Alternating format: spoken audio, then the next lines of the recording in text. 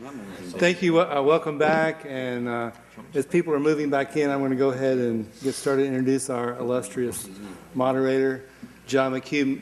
Many of you may know him. He actually is a graduate of Tulane.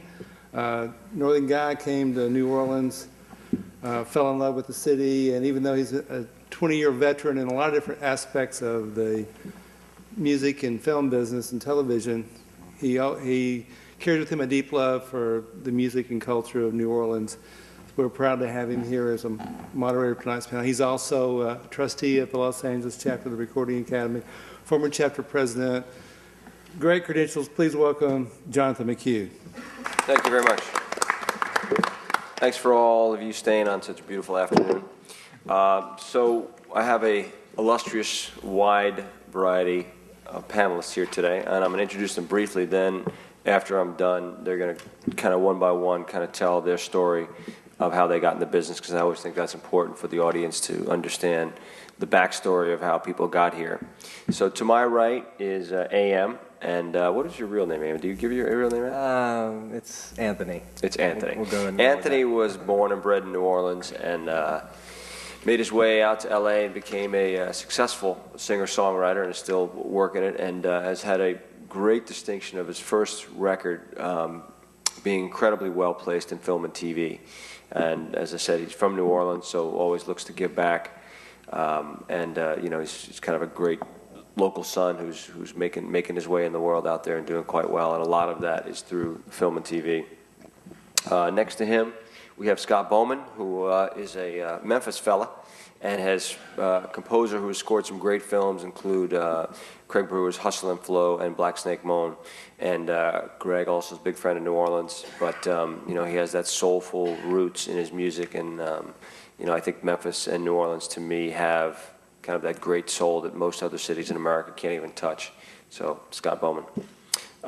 Next to him is David Castle, president of the company Movie Cues Incorporated out of Nashville, which is an online music license and revenue resource, and connects independent musicians and songwriters with music supervisors looking to put their songs in film and TV. So he and I will get into the whole licensing aspect of the world in a few minutes. Next to him is Jay Weigel, who we just met the other night in Los Angeles, who actually is a composer on his own right and also runs the amazing facility here, the Contemporary Arts Center. And to his right, Jim Gabor, who is, again, a longtime local award-winning video producer and director. His work focuses primarily on the music and diversity of cultures. His film was Grammy-nominated last year, and he'll tell you a little bit about that.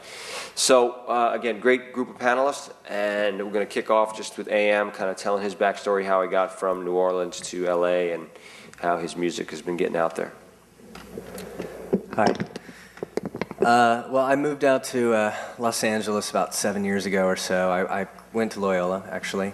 I think the only time I was I wouldn't have found myself in this building at all because I didn't study business. I think I dropped accounting pretty quickly. But anyway, I moved out there with basically being totally naive and just wanting a change and thinking LA would be an easier place to struggle than New York City. So I went out there and just started pounding the pavement. Eventually kind of fell into a place called the Hotel Cafe out there, and just started kind of ironing out my songwriting craft and made a record, and was lucky enough to have it picked up by a local radio station called KCRW, and they started playing it quite a bit. A lot of producers and directors and supervisors heard it, and that just kind of started the ball rolling with a lot of film and TV placements, some local awards, the LA Weekly Award for Best Singer-Songwriter. And it kept going until about 38 of the 10 songs had been, placed. That means some had been placed more than once. And now I'm on to my second record, Soul Variations, and it's doing pretty well as well. We got about 5 songs off that already licensed, and just moving Can you forward. talk a little bit about how important it is in LA for the culture of music and a guy like yourself to be successful, of being into the world of like the Hotel Cafe and getting play on a station like KCRW, and what you might synonymize that with in New Orleans, what it would mean, or the parallels, I should say. Well, I see Los Angeles and New Orleans as quite different cities. Los Angeles is not a live music city, you know. Sets are 45 minutes in Los Angeles, you know, and you come to New Orleans and sets are 3 hours, you know. And New Orleans is it is a live town, and I liken it more to Austin than I do Los Angeles. Obviously, the overwhelming film presence in Los Angeles is, it can't really be topped. I mean, it's just there's stuff going on all the time. But I read recently that New Orleans films, the New Orleans film and TV community has been doing quite well due to all the, you know, the tax benefits and all that stuff. So there's a lot going on in New Orleans, and I think that a lot of people that, I mean, I know for a fact that Kville specifically wants New Orleans musicians, music in their shows. I would imagine that there'd probably be some rising opportunities considering how much is being filmed down here. That means you have directors living down, you know, hanging out around the city, falling in love with what they hear in the city. And you know what? The director, at the end of the day, is always the final decision maker with, you know, if he likes a song, it's getting in, you know, because it's his baby. So I'd say that could probably... Well, it's interesting because in film that is totally the case, that director's the arbiter of taste, but in TV it's actually interesting. It's the producer. The writer, producer, or the showrunner is the final arbiter of what music goes into the show. Anyway, so the parallel I was talking about is for him being in this hotel cafe scene, which is kind of one of the greatest little venues in LA, one of the only kind of great venues, and being on KCRW is a much bigger level of, you know, if your music gets played on OZ all the time, which is kind of the cool station, and you're booked at Tipitina's all the time, which are probably one of the best venues in town. Mm-hmm. So AM got into that space, and what happens with KCRW is because there's a show in the morning called Morning Becomes Eclectic, and it's basically a tastemaker show, and they play the coolest stuff, and all the different people in the music and film business listen to the station. And once you get into that cycle, people call up, and you know, so you can have people working your stuff, but it literally is what people seek out. Wow, what was that song I heard? Oh, that was AM, and then I want to license that song. So you need those kind of breaks to help you. You can do your own hustle, you can make amazing music, but you know, those kind of breaks kind of are key in the whole sphere, I think. And so, you know, your first record got placed on how many different opportunities? Like 38 different, a 10-song record got 38 different placements. So some songs got licensed, you know, 5-6 times.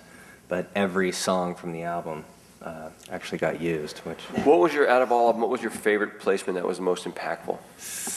I'd probably say HBO's Big Love, because they did it was on a like a end scene. So it was the last song you heard, and they played it for like 2 straight minutes of just music with no dialogue on top, because a lot of the stuff I had has had dialogue on top, and I think if they're setting the scene to your song, which means the scene almost becomes secondary to the music, I think that really has a bigger impact, and people really want to go and find that song and buy it.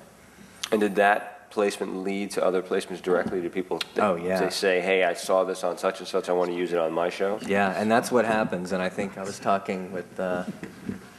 we were talking about that, you know, about how when it rains, it pours with this sort of thing. You know, you start getting a lot of placements, and a lot of people start calling you for placements. So it's kind of a once the ball gets rolling, I think it becomes a little bit, I don't want to say easier, but just more people are talking about you, and right. So you're a little more accessible.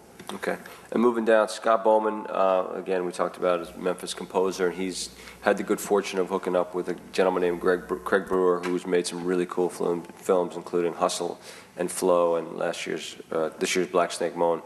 Can you talk a little bit about the aspect of a composer relationship with a director, how important it is, and how a guy like Brewer, who's a very musical guy, what he looks for in music, both in score and in songs, and do you help him at all as far as giving him ideas of placements, of, you know, ideas for songs also? With both of the films I've worked on with Craig, he would first give me the script and talk about the film and the flavor and what he was going for.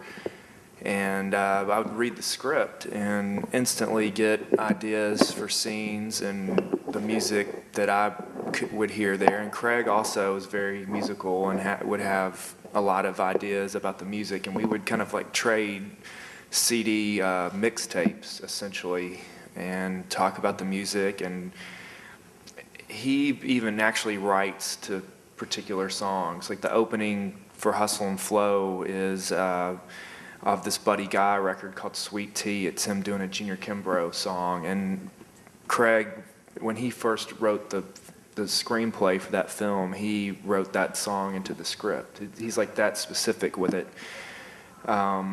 And you know, he'll tell me like, this is the sound that I really want in the score, and I'll find other music that's similar and play it for Craig. And we just really were kind of on the same level musically. And then as he's shooting the film, I'll get copies of the dailies, and I'll actually start composing to dailies sometimes. So by the time he gets in with the editor, they already have kind of this library of temp scoring cues of mine to work with, and also a lot of source songs that we've compiled over the course of like a year and a half or 2 years of like pre-production of the film. And so they'll just have this tremendous library of music to work with and editing. And a lot of times Craig will use songs, commercial songs for a temp score even. And that's kind of how we do it. Yeah, and two things. One, when I was at Jive, I had Buddy Guy, and that license came in to me, and I had seen the film at Sundance, and then the final license came in, and people were like, well, it's too low. And I was like, no, you license that song for that movie, because it doesn't matter what the money is, because yes, you want to maximize your revenue and your money, but the key is a use like that for a guy like Buddy that he's a 60-year-old man, is a legend, but it's not like people are calling up every day for his music. That's the kind of thing that, much like AM, where he gets a great use and big love, other people look to license that song. So I think, we might have gotten $5,000 or something like that. I don't remember how much money it was. The other thing that was interesting for me is where I crossed paths with this movie is there was a rapper who used in the movie who was managed by the gentleman who was the last moderator, Michael Allenby, named Al Capone. And so Al I had met through a friend, and I had seen Hustle and Flow, and through that, he and I ended up writing a song together for a movie I wrote and produced called Snoop Dogg's Hood of Horror, which came out a couple months ago. So then Al and I became friends, and Al is now, we got out, John Horniak mentored him and became, now he's the Memphis chapter president. And so he got more involved with the Grammys, and we became more and more friends, and I was able to, when I was doing a soundtrack of a Sony movie called Stomp the Yard, which came out earlier this year, I was able to get them to license an Al Capone song, and Al Capone made $30,000 last Christmas, which to him was, it's a large amount of money to anybody, but it was just something that I was so proud to be able to do, and that was all because, he had come out of this film, and so I was able to say, oh, this is the guy who won the People's Choice Award or whatever. What was the award called? It was I think he actually won a Golden Globe. No, it wasn't Golden Globes. Yeah. It was. I think it was People's Choice Awards. But people thought it was like, because people got confused with 3 6 Mafia, what it is. But I was able to help parlay that, as Michael had been too, about using this guy's credentials to help go, you got to put this guy's music in your movie, man. He's a big player. And so that's where a little film like Hustle and Flow that gets big can help someone like a small rapper like Al Capone, and obviously 3 6 Mafia, who actually won the Academy Award of songs. I mean, this is unbelievable that a rap group from Memphis, a hard-edge rap group, wins an Academy Award. I mean, these guys got their own reality show out of it and have parlayed a big deal with Sony Records. So that's where the power of a movie. What was the budget on that film? I think it was around $5 million. Yeah, I mean, a small film like that goes on to get all this hype at Sundance and make all this money, or not, I mean, it made a decent amount of money, but it's interesting to see how songs in a movie can affect and enhance a career. As AM will say, yes, I made this little record, but to get that amount of placements about it. I mean, the last story I remember about something like that was Moby, where Moby, had always had a great career as a DJ and made it a career record at that point, and he had kind of the same amount of placements. Yeah. Like every song on the record got licensed at least once or twice, and so it really was an incredible windfall for him. So Moving down the panel, introduce David Castle from Movie Cues. David's the only one of us here who's from Nashville, and obviously country music couldn't be any bigger and stronger at this point, but it always does have a problem in the film and TV arena out in Los Angeles. It's film and TV, I don't want to say they hold their nose up at it, but it's a different genre, and there aren't a lot of country-based programs that license that kind of music, but I think it's all changing now with Rascal Flatts and Faith Hill breaking down the doors of country into pop, and the CMA is becoming such a highly rated show. It's just a whole nother, things are changing. So I'd like David to talk about that aspect of Nashville-flavored music licensing into mainstream film and TV. Well, Movie Cues, basically, it was started because of the artists. It was basically an overflow type of concept, and our company is owned by 90% musicians, which that's where I was coming from. I started out as a publisher and worked for a company by the name of Acuff Rose, which is a huge publishing company. It was now sold to Sony. But my first duty when I got to Acuff Rose was to look at the catalog, over 65,000 recorded songs, and see if I could take some of these things to LA and get placed. And I learned very quickly that songs like Oh Pretty Woman, Only the Lonely, Bye Bye Love, all the Orbison, Hank Williams catalogs, they license themselves pretty much. A director will hear it, say, I gotta have that. My first experience, I think I was 12 when I started working there, but ran into a guy by the name of Bogdanovich, and who's Bogdanovich? Like, sounds like he has a sub sandwich company or something. And my boss was in a feud over a film called The Last Picture Show. And somebody called from LA and said, we're going to make Hank Williams a household name. And my boss said, well, that's interesting. Yeah, we're using 7 of your songs in this film, and we're going to send you a check for $1,200. And he said, well, I appreciate that, but what planet are you from? And he said, well, you mean this isn't? No, it isn't. So it went back to the lawyer, the next rung up called, and then a production assistant called. And finally they found out that they'd already shot this film, they'd already had some of the songs in, so what are they going to do? What they did was they paid $200,000. And it held it up for a while, and I finally met Bogdanovich when he came to Wesley Rose's office, who was the boss of Acuff Rose, because he wanted to meet the guy that held him up for all this money. And at that time, I believe the picture was done in 1972, $200,000 was ridiculously high.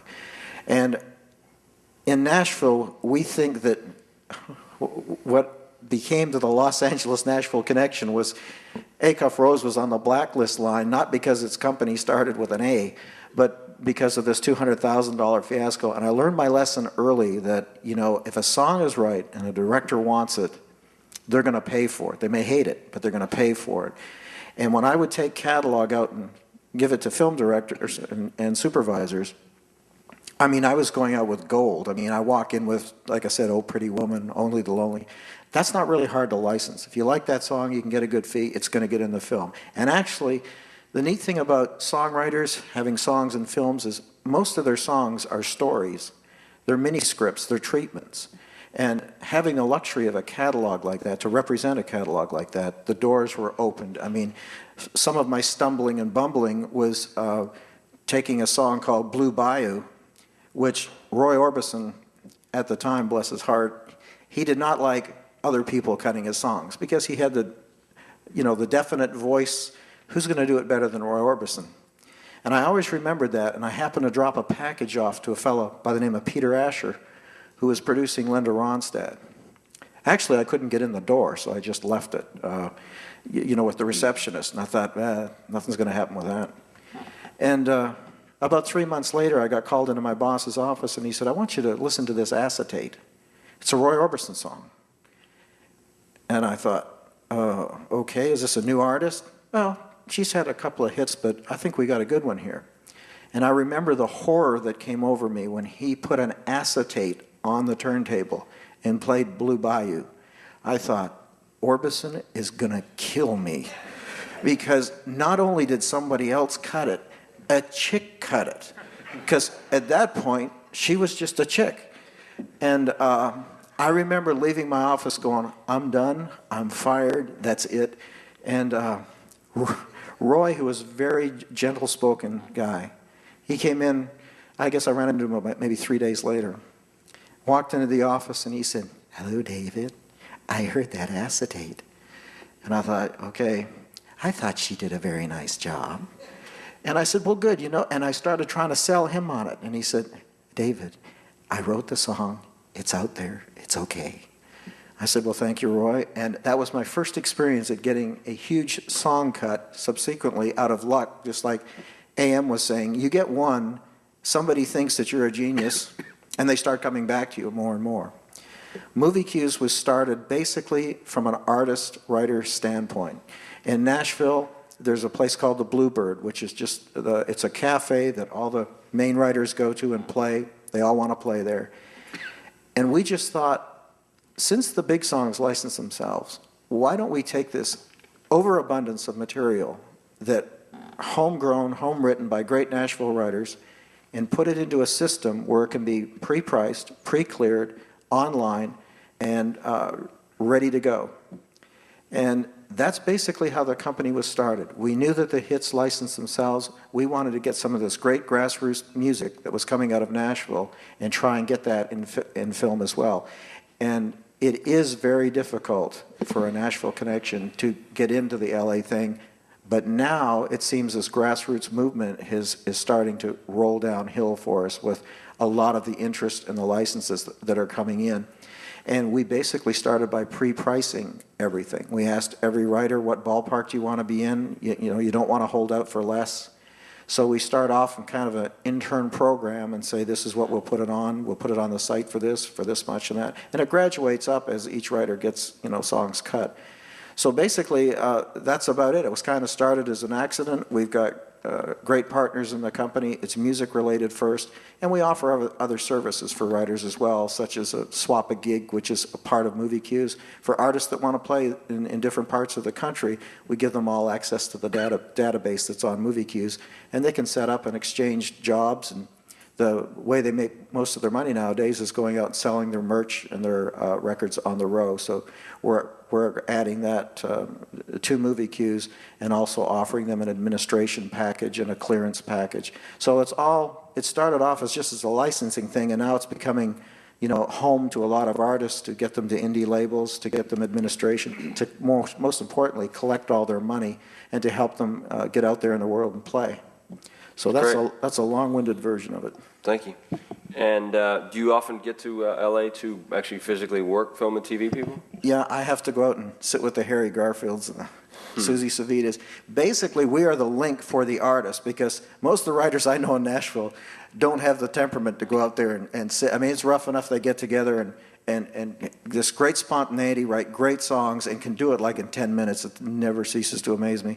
But they just don't have the temperament to go out there and knock on the doors and do what AM did. I mean, you got to be a special person to be able to handle that emotionally and to say, get turned down and not even be able to get in the room. And that's why I mentioned when I went out to pitch this great catalog, I couldn't even get an appointment. And I ended up leaving it with the receptionist, and I thought, nothing's going to come of this. The only reason that it got cut is because I like to think I was clever enough to leave a Roy Orbison songbook autographed on top of the reel-to-reel tape. And I think that's why it got picked up and listened to. Yeah, you have to have a certain level of tenaciousness to pitch songs. The gal that AM has worked with is an old friend of mine, been doing it for years, well, not years, but she recently, a number of years ago, started doing it. And she just, calls people every week. What are you working on? What are you working on? What do you need? What do you need? And sometimes it really takes that kind of perseverance to be able to follow through on behalf of your artists. And it really helps for these people that if you guys or any of you guys are out there who are artists, to find someone like that, what I call a connector, who can kind of plug you into these different people that control the spots for film and TV. I think it's really important to have someone like that working on your team. So next we have Jay Weigel, who is a local boy, who's been working at the CAC or running the CAC for many years. He's composed many operas, and Jay, talk about your take on music and as far as the stuff you're creating. I don't really know that much about it, so why don't you tell us a little bit about how you got started and the stuff you're doing? I think one of the things I would just globally say before getting into specifics about myself is that everyone I talk to, either on this panel or around the country that does anything with film and television, we all seem to get into it in an entirely different way. I mean, there really isn't a right way and a wrong way. There are certain principles, perseverance, and hustling and working and stuff. But ultimately, I know few people who started out to do some of this and it just ended up happening. It's very interesting to me that our profession is such an unusual one that I can't even find a global path. If you're a doctor, you go be an intern. You kind of know what to do to end up a successful doctor. But if you're in music, there just isn't really a very clear, clean path to take. And the consistency seemed to be luck and working hard, and you get lucky and your hard work pays off. But in my case, sadly, I always wanted to do this, and it's taken a long time, but I've certainly enjoyed every near success and every failure that I've had along the way. And what I was doing for 20 years, 15, 18 years, was writing music for television through commercials and through little TV shows and things like that down here in New Orleans. And the Contemporary Arts Center was the place I was doing the music programming because I liked New Orleans music, and so I thought this got offered the opportunity, so I took it and was doing that. So ultimately, how I kind of got into film work successfully was, I got to spend 3 years working with Terrence Blanchard, orchestrating and doing really scuttle work, doing copy work. Terrence would send me a MIDI file of a scene, and I would have to take that file and turn it into finale and get it into place, and then I'd go to recording sessions, which in his case were London and Los Angeles and Seattle, and work with some really incredible musicians, and when he got tired, conduct, and just kind of got out there a little bit. And like many people, that little bit of experience meant something to someone in Los Angeles, in my case, who was looking for people down in New Orleans and thought, okay, well, if Terrence worked with you, then you must know what you're doing. Rightly or wrongly, but that's really how, sort of people need to filter through thousands of folks who want to do this. And my goal, and what I was shooting for, really was scoring film. I wasn't really interested, never thought of myself as writing songs and that sort of thing.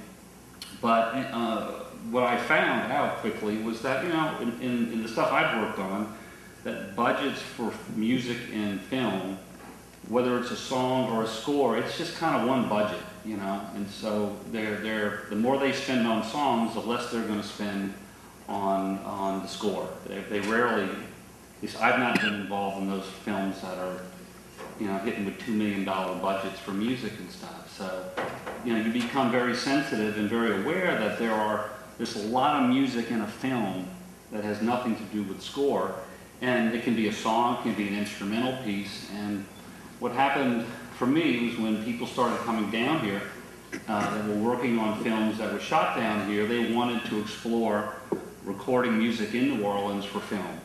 And so I met them by mutual friend, and we hit it off with them and started taking them around and started arranging recording sessions with orchestras and things like that for people who wanted to score down here. And then literally one day was producing a concert in Pittsburgh, and I had brought my little 3-year-old with me, so he was napping in the hotel before the show, about an hour before I had to be there, and I think I had just my laptop, and I got a call, and they were on the soundstage mixing a film, and they needed a little 1-minute piece for a aquarium scene, these people walking through an aquarium. I said, look, man, I'll come back from the concert, I'll write you something and send it to you, and they needed it now, and so I literally went in the bathroom, put on the headphones, and wrote a piece and shot it to them in about 30 minutes, because I knew exactly what they wanted, and it got placed in the film. And then from that, that's resulted in the last bit of time into, dozens of placements, and often now commissions for pieces. when I'm not doing the score, there's often a few pieces in a film that really come out of score. Like at the end of a movie, they'll often end with a big score, then they go into a piece of music, and sometimes they find what they're looking for, and sometimes they commission what they're looking for. And I've been lucky just because I've nailed a few things for people that they'll call, and then those are nice budgets, but what happens there, different from licensing, is often they will take the publishing. You get the writer's credit, and you'll get future performance rights as a writer, but they're going to take the publishing. But I'll tell you, the budget for that can be 2 or 3 times what the budget is for licensing that same, if they were going to license an unknown piece, so to speak. So I've been able to kind of, put my foot in the door both as building just now a library of music when I'm not working on something specifically. You get a call, they need something for this or for that, and I'll shoot it out to them and get these things placed. Or if I'm working on the score, often now, because I formed a company down here to sort of help with getting our music packaged, I say our New Orleans music packaged in a way that it can be licensed a little easier. So we've been building a library of music down here that we can then place for people when folks are calling for it. So, it's for me, and I think the opportunity is huge. They just passed a new tax credit for recording music in New Orleans, and the kind of budgets films have, they often exceed that minimum, which I think is $15,000 has to be spent. And if that happens, then there's all of a sudden a really nice, I think it's 25% tax credit goes back to the people who record that music. So there's a financial incentive that's really helping now get music, or that's getting the people who are doing film more aware that there's a financial advantage as well to doing music down here. So I would say if you're here, learn that law, understand how it works, and it's very simple, and really start to figure out how to meet people and network with those who are coming down here. So one thing I take away from that is obviously working with someone like Terrence Blanchard that has had a really nice, strong, slow, steady career, and is a local guy who's made it on a national, international scene. Jay took a small thing working with a guy like that and being his guy and helping him out do all the stuff that a composer of that size has to do. And then all of a sudden, it's not a glamorous thing because Terrence is getting all the credit and all the notoriety, but Jay uses that, and all of a sudden they go, oh yeah, Jay's the guy, call him. We need that cue for the aquarium. Like he becomes a go-to guy. And so what I use as a term, go-to guy, is really important because it's all about in this world of getting that moniker. Call McHugh, he knows where to get this done, or he knows how to find this music, or AM's got that, AM's always got great songs, or he can whip something up for you quick. Scott Bomar, Greg Brewer's, the next Greg Brewer comes along and says, God, I love the music from Hustle and Flow and Black Snake Moan, I should hire him. So, and sometimes you'll take movies and music supervise, when I music supervise, you'll take a movie documentary, you'll make no money, but you're passionate about it, and sometimes through that, something else comes that you either enjoy or make more money on. So you quite never know what the road is, as David was saying about how you get started, but it's always nice to just keep moving forward. So at the end of our panel, we have Jim Gabor. Jim Gabor, as I said, is a local video producer, director, Grammy nominated last year. And why don't you talk a little bit about how you got started and some of the stuff you've been working on? Sure. Well, I was actually a really bad bass player, and True. it's really bad. He knows.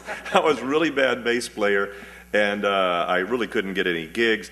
But I was by a stream of events. I was teaching beginning film classes at LSU in Baton Rouge, and discovered that I could be close to the thing that I loved, the music, by taking pictures of it, and somehow began to slowly specialize in documenting music. I shot the Wild Tchoupitoulas, my first acts, in 1978. This is 30th anniversary coming up.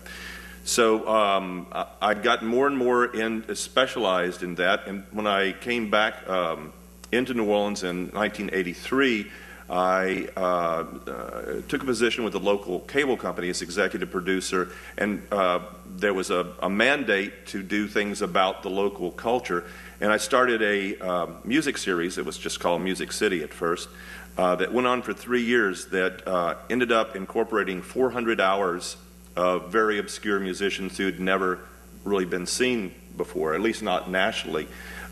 We ended up taking that into becoming a series for Arts Entertainment Network here in the U.S. and for Channel 4, ITV in London. Started getting really large international audience. The hard part was, at the very beginning of the program, I was shooting in '83. I was shooting the oldest people I knew to try and get them before we lost them. Toots Washington, my cousin Joe, we were talking about earlier, Lee Dorsey. I was trying to get them into the shows first, and I got about 9 shows into the 13, and I called Ellis Marsalis about he and Lady BJ were doing a Billie Holiday tribute that I really wanted. I thought was amazing. I wanted to get on tape. And I asked Ellis if he would be on the show, and he said, "Not until your mortality rate drops." I mean, he was worried. Get on the show, you're dead in a week. But he did get on it, and actually that show that he did won the best single cable music program in America that year, and the series went on to win 3 times the best cable music series on American Basic Cable. It got larger and larger. I was able to do more and more pieces, and I'm kind of on the odd end of it. I document the music. I'm not actually going out looking for music pieces and bringing them in. The musicians are normally bringing them in to me, and they want their pieces to be in these shows. In 2003, we did the very first show that ever broke with Norah Jones live in New Orleans. It went multi-platinum. Nobody had any idea who this little girl from Texas was.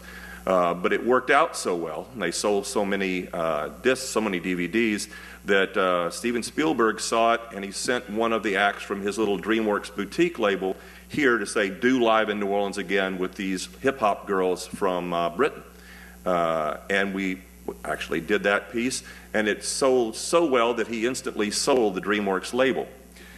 Made a lot of money off of it, but the girls were kind of left being now an act owned by Universal. It's interesting on those particular kinds of shoots, on just plain concert shoots, oftentimes you find the act or the writers within the performing act, like Nora's band, everybody in that group writes. They know now they know the routine. They know the ritual. They know that if their song gets included on that DVD, they're going to be pulling the royalties.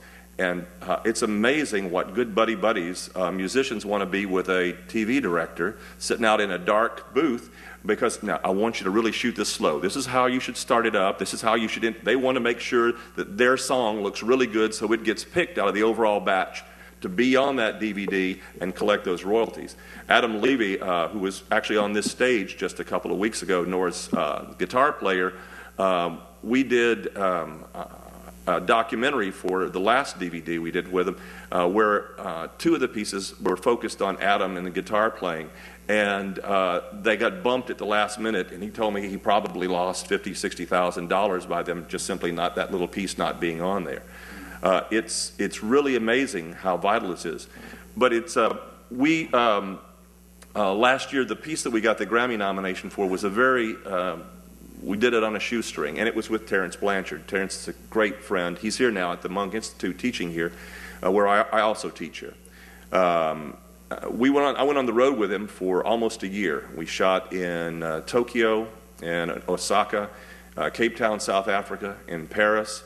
And we went out and spent a week on the soundstage with Terence and Spike Lee doing the soundtrack for the movie Inside Man. So it was Terence, his 5 really young performers, his young kids, 88 symphony players, and 12 African drummers for a week, and me in socks treading around very lightly taking pictures. In that film, a 90-minute film, there were actually only 7 tunes. One of the reasons that happened is because jazz players never play the same. You couldn't tell at the end of that year that the same tune that opened the film was actually closing it. There was no way you would know that was the same tune. And yet, for licensing reasons, whatever, that was the same tune. There were only 7 pieces in the piece. when you're on a budget this small, you're looking for almost anything for incidental music, for instance, something to keep that feel of the music and the notes, the melody, things going along. And I have found, I'm kind of as a documentary person, you're kind of a scavenger of sorts. And I have found that getting to the gig early and shooting people warming up often lends tons of totally original, totally out there in the world soundtrack sorts of things, so that we actually go in, and I lace their warm-ups all through the whole film in this thing. But it still kind of amazes me. I have to throw this in because I had it today, ironically, I spent the day judging the Big Easy Short Film Festival that's going to be here in town this coming Thursday, Friday, Saturday, Sunday, looking at films, some of which came from the Beverly Hills Film Festival, where people are very sophisticated and really know about licensing and know about placement of music within film, some of which were from very naive young filmmakers. And there was one piece in a short film festival, which was almost 50 minutes long. I don't know how they placed that. It was by two young med students who were in the LSU Med Center during Hurricane Katrina. The night before, they'd gone to the Maple Leaf, where the crew of Oak was having their giant bash in spite of the approaching hurricane, and interviewed maybe a dozen or more people who were absolutely, completely drunk about the approaching hurricane. And it was the thing is, it was very ironic. Some of the things they said were, now, looking in retrospect, were just amazing. People talking about one guy who was really certain thousands of people were going to die. Some who were just saying, it'll never get here. It was a very crudely made piece. It was very video. It was not much at all. But some of these interviews were very intriguing. But right in the middle of it, and this is again naivete on a lot of people's part, right in the middle of it, where they're showing they're up in the Med Center shooting down at people going into the Superdome. Very touching scene, actually. They laid down the whole of the Randy Newman Louisiana 1929 song right on top of this thing, 5 minutes worth. And just the bells ran off. These are young kids. They have no idea how to make a film. And yet they've not only got it in the film festival, a screening date set, but they're flying down from New York to see it. And I had to call this afternoon the festival director and said, darling, I think you guys will be legally responsible for if this film screens. Warner Brothers does not take very lightly to something at a paying event. To having a piece screened that was never licensed, was never taken care of. So they're struggling with that right now. Well, let's just jump onto that 1 second. I mean, the ways to get around that are basically simple phone call to the Warner Brothers, the master owner and the publisher, and just say, hey, look, I need a festival license on this song, and I'll send you $1,000 or whatever they're looking now for festival licenses, to be able to use that without any legal ramifications. But that's cool. I didn't know that. I'd heard some of that, but the problem was they hadn't even considered it. Right, and young filmmakers, and that's where music supervisors come in, because it's amazing, as Jim was saying, the naivete of filmmakers that they just have no idea musically. And music to me is always one of these last line items where, okay, well, we finished everything, we paid all the grips and the craft service, we got to deal with music now. Okay, so that means we've got to get a composer. How much can we get a composer for? And then we need songs, right? Songs, yeah, well, they don't cost too much money. And we can get like little Beatles, little Rolling Stones, and, things like that, and not a problem. And then you go, hello, guys, wake up. And this is, the conversations I end up having a lot of times with young filmmakers, like, okay, well, do you have friends like AM out there who's a songwriter? AM would love to write for a film, probably.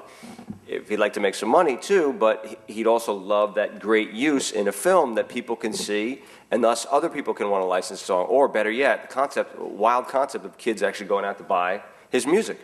So, that's the process is very important of having a music supervisor in film to be able to shepherd the right path for the director. And I kind of relish the opportunities, and sometimes it's extremely frustrating, of working with first-time directors who think that, much like kids of today, that music is not really worth that much. And so it's an interesting thing that Jim brings up, that you have to really, if you know people that are making films, try to partner up with someone who understands the music supervision world of how to pull these things together and make it happen. And try and convince them to not spend all their money until the very end, because it's Right. it's Music, always the music always comes last. Well, Right. we got about 10 grand left, and Yeah, if there are any filmmakers here, think of music first at the beginning. And as there are very few directors like Craig Brewer out there who made Hustle and Flow, who writes with music. And who knows right away, God, I'd love to have that Buddy Guy song off the bat, or I'd love to have Al Capone write, or 3 6 Mafia write for my movie. But those are the best kind of fully realized films when you see that kind of picture being painted on screen, that these guys really thought it through. The guys who were doing K-Ville, I know the producer of the show, and he had spent time in New Orleans with the police down here, and he decided that they were going to do a show, and he really wanted to try to make really authentic music, but and the network gets involved and says, yeah, well, we want this show to be a bigger show. We want this show to, not necessarily bigger, everybody wants a big show, but a show that has more context and not necessarily New Orleans flavored music.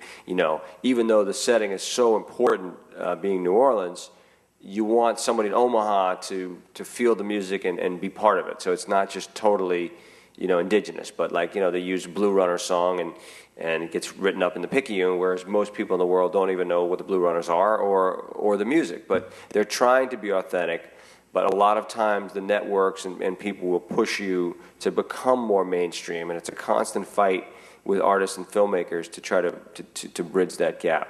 Interestingly enough, when Terrence, we were in with Spike, one of the things that came out was that Spike was such a literate musician. His father, of course, was a famous jazz musician, but that Spike would bring character sketches to Terrence before he even completed the script and tell him what the characters were like, and then Terrence on his own would go out and do melodic character structures, a theme for each of the characters that they would bring. So they were collaborators through the whole writing of the music, the writing of the script at the same time, which I think is really an amazing relationship. Well, that's a unique scenario. Those guys have probably done at least 12. 5. How many? 12. 12. I was going to say 5 to 10 films. So 12 films together, and Spike consistently makes good, solid, big films, and goes back to his guy every time. And so obviously Scott and Greg are working on that relationship. You've done 2 films so far?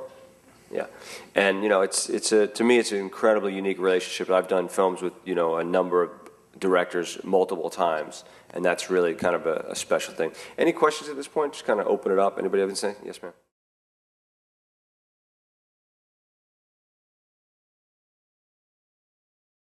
As far as exclusivity, I think that generally only could maybe happen with advertising.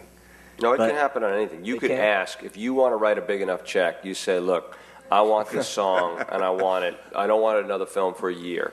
And so then the songwriter will have to say, well, is that big enough? Is it worth me taking it off the market to do that? But advertising, it happens more often in advertising than anywhere else. Something that happened just recently, to give you an example, is Tracy Lawrence was sitting around on his farm out in Mount Juliet wondering what was going on. And Cracker Barrel licensed My Front Porch from him. It's about a $200,000 license. And, 16 years later, the song has new life again. Now, that was an exclusive license. And just on a technical point, if it's a non-exclusive license, any writer on that song or the composition can grant the license. If it's an exclusive license, then everyone has to agree to it because, like it was said, it's taking it off the market. So, and traditionally, exclusive licenses pay a whole lot more because they have to. They're taking your song out of the marketplace. But song can still be recorded by a recording artist. If someone else wants to just cut a record on it, take advantage of that. Another great example is United Airlines. They've had that same theme song it's into 10 years now. And the first deal was 5 one-year options. Second deal was, 5 one-year options again. But the money was just ridiculous. I mean, that's a very expensive license. What is that piece of music? The Gershwin theme, the da-da-da-da-da-da, United Airlines. It's up to about, I think it's up to about $3.5 million a year now. It started off at about $250 for an exclusive license. Memphis and New Orleans to me have a lot of similar feels as far as their musical gumbo, if you will, and flavor. How do you see it as far as you come down here a bunch? You know, you come to Jazz Fest and you come. I mean, how do you see this town and in relation to have you ever been able to tap into New Orleans musicians in your world, or is Memphis such its own strong music community that there's not a lot of cross pollination? I mean, Memphis. You know, I've lived there my entire life, and it has just this incredible, you know, rich music history.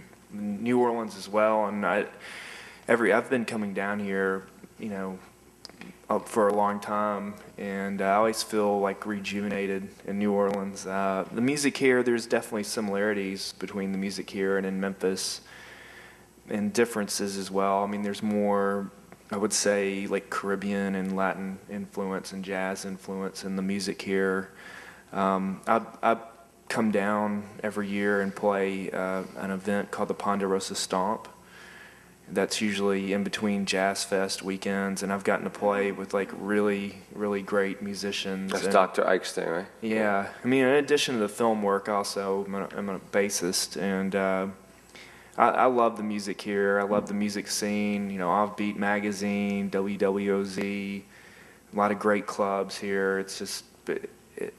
It's a whole different musical world here that I feel a part of. I have a lot of friends here who are musicians. There's quite a few musicians who from Memphis who call New Orleans home. And after the storm, you know, a lot of musicians from New Orleans moved to Memphis, you know, temporarily. Reed here was in Memphis. There's more and more, I think, a cross-pollination between New Orleans and Memphis. I see it more and more happening. Right, and I think the Grammys obviously having their chapter in Memphis, New Orleans, as part of that, I think it helps out doing that a lot. Any last questions before we get to wrap up? Sir in the back.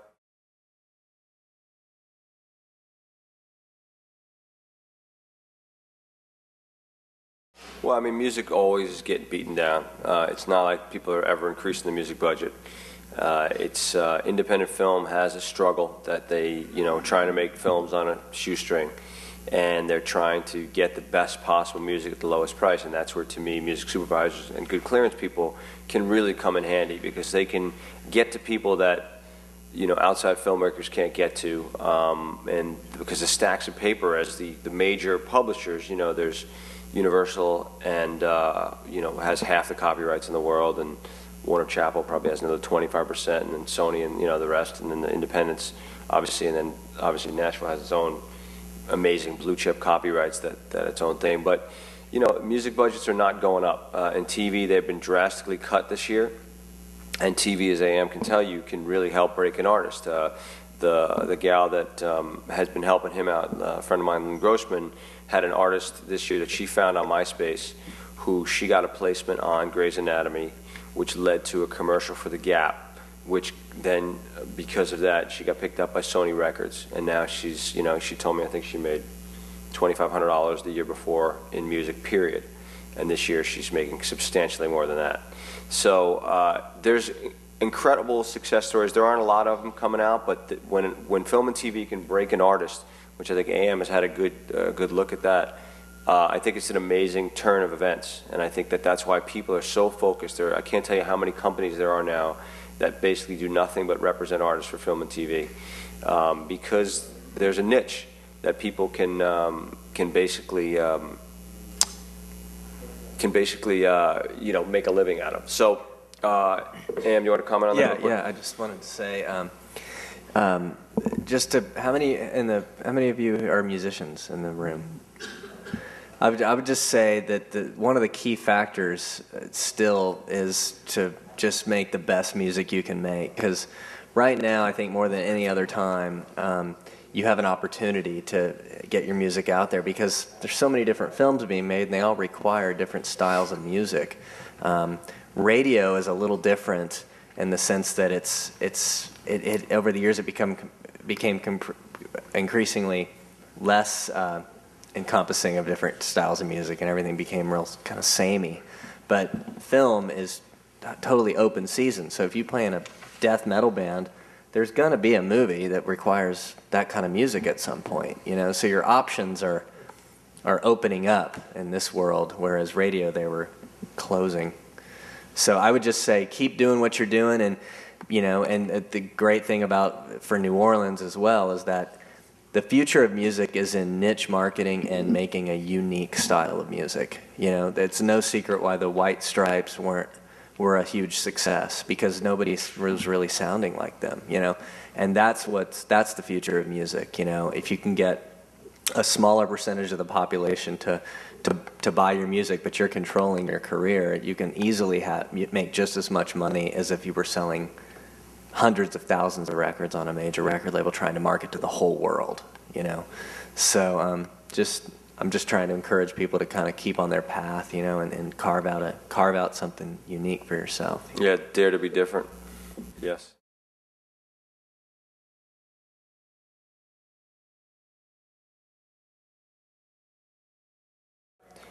Yeah, the problem with temp tracks is temp tracks. The term is basically there's a term in the film business called temp love, where editors or whoever puts music in a movie while the director's cutting, or sometimes the editor will cut by themselves and the director will come in and they'll play this music for them and like, man, I love that. What is that? That Rolling Stone song? I love that record. Can I get that record? But no, you can't get that record. But the key is how do you get to those players that control the TV and film to be able to get your song in there first, and that's where a music supervisor or someone who's tapped in to represent music can do that. If you find a music supervisor that can represent music, it's really important, because if you can get your stuff laid up there just as a temp, you can lock in, because a lot of times that music will stay in, and if it's affordable, it's guaranteed to stay in. If the director falls in love with it and it's cheap, you're done, you're locked. So it's really important, but again, it's the hardest thing is to find those connections to get to the people that really can get you in there first. You know, we have a program here to get young musicians used to the idea of pictures being taken of their own music. It's called music visualization. Basically, it's in the College of Music and Fine Arts, and the kids in the class come to it to basically start. They know that 90% of the music that gets successful commercially out there, even if it's just being seen on YouTube and Google, MySpace, wherever, it has a visual component to it. And the idea that we've been trying so hard to break in, and it's been very successful, is getting musicians used to the idea of visuals. And I think that kind of leads back to what you're talking about. If they're used to, okay, this song goes with these images, they get a better idea of where they can actually place things and what they can do with their music. And I think that it's hard to believe, but the idea of taking pictures of music has been important now to help people get a music career. So if there's no more questions, we're going to wrap it up, and I'd like to thank my panelists, and I'd like to bring up Mr. John Horniak. I want to thank everyone for coming today. I want to thank our sponsors for making this day possible. I think everyone got a lot out of this. Thanks everyone for participating. We have a closing reception from 5 until 6 at Dixon Court, the College of Music. It's just through the music building right at St. Charles. Come join us, and let's continue the dialogue a bit, and thank you again very much. And I also understand we have to get the heck out of here pretty quick because there's something else coming up after us. So thanks everyone again. See you at the event. Get out of here.